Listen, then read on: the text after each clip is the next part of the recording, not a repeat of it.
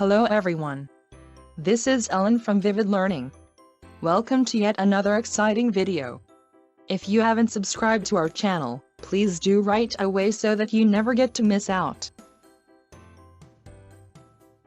In the workplace scan and sort video, we discovered how to implement the first step of the 5S system, sort. The second step, set in order, can only be implemented when the first step is in place.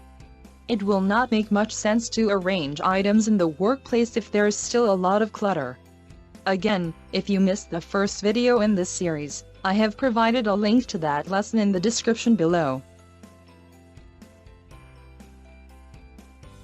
In this video, we will learn the meaning of set in order, practical implementation steps, and its benefits in the workplace. First, a quick recap of the 5S system.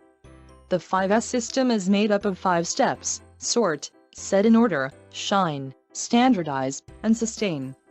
The first step, sort, means removing unnecessary items from the work area. Set in order means finding a place for everything and putting everything in its place. Shine is about cleanliness. It involves the regular cleaning of every part of the work area.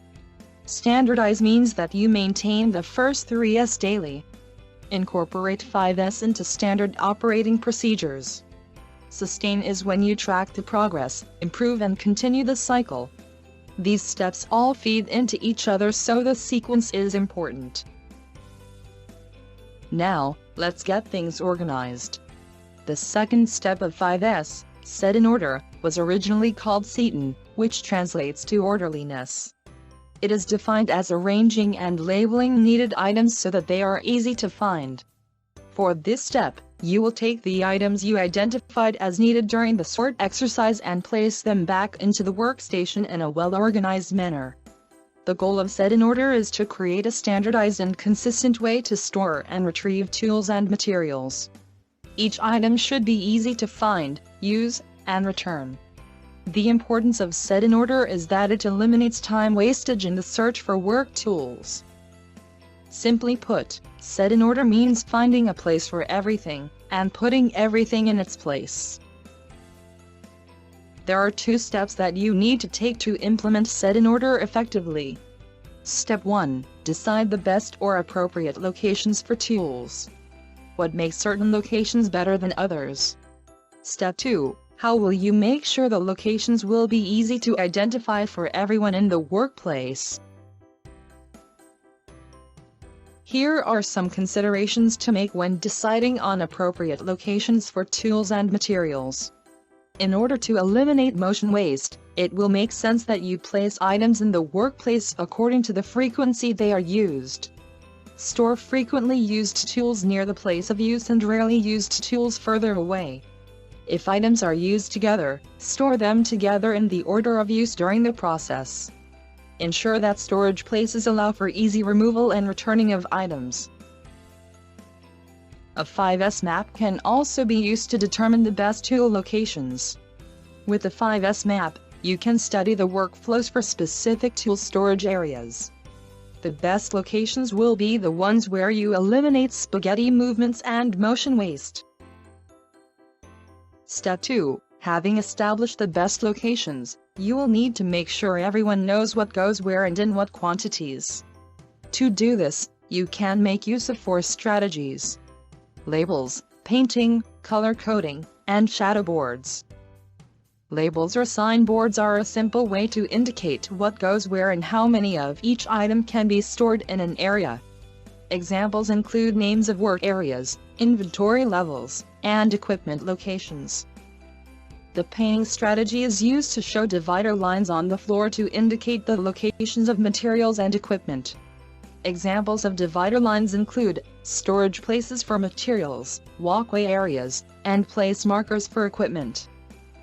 The color coding strategy can be used to clearly indicate which parts, tools, and materials are used for a certain purpose. For example, materials used to make a particular product can all be stored in containers with a particular color code. Shadow boards, also known as the outlining strategy, are a great method to indicate the specific locations for tools. In this method, outlines of the tools are drawn on a board to make it easy to retrieve and return to the correct location. Now that you have finished setting in order, let's take a look at some of the problems you have just eliminated. Motion waste when teams go to get a tool and cannot find it. Excess inventory when maximum levels of items in a storage area have not been marked. Risk of defective products when people use the wrong tools or parts for the job because of misplacements.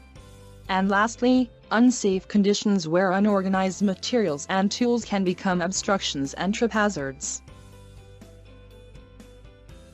With set in order in place, however, you will have less time wasted, less frustration from the unnecessary motion of employees, and you will have a safe, pleasant work environment. Other benefits include improved efficiencies, better quality products, and high morale of employees. Another important aspect of set in order is the use of visual control. By implementing visual controls, everyone in the workplace will be able to easily distinguish between normal and abnormal conditions at a glance. The necessary corrective actions may then be immediately taken to ensure zero operational downtime, continued operational effectiveness, and workers' safety. Now that's a good reason to set in order daily. Thank you for watching this video. We hope you found it fun and informative. If you did, do subscribe to our channel and share with your teams. Leave a comment below and share your experiences with set in order.